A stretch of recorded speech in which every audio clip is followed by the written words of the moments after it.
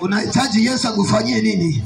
Kitu gani ambacho kimekuchosha kwamba mimi nimechoka jambo hili, nimechoka hili na tatizo 1 2 3, ili tuombe kwa ajili ya hilo. Nimechoka kwa sababu ya pombe. Pombe zimekuchosha. Zimenitawala sana. Ndugu yetu anasema amechoka kwa kifungo cha pombe.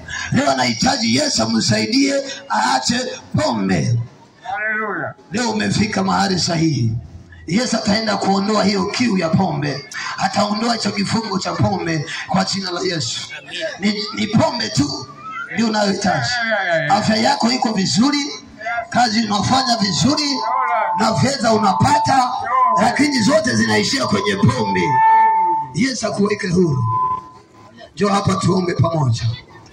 Angalia huku niangalie mimi. Usimtazame mtu yote.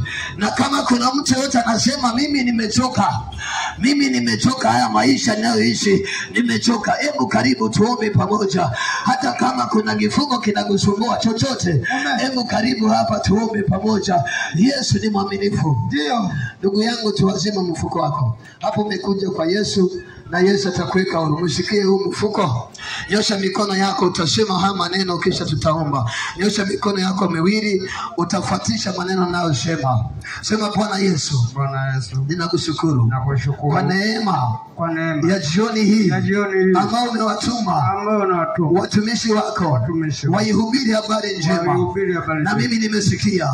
Jioni ya leo ninakuja kwako Yesu, nimechoka na ulevi kuanzia leo. Yesu, ninakataa. Tamka ninavyosema. Ninakataa ulevi kwa jina la Yesu. Hii roho ya ulevi inayotesa maisha yangu, leo nimekuja kwako Yesu.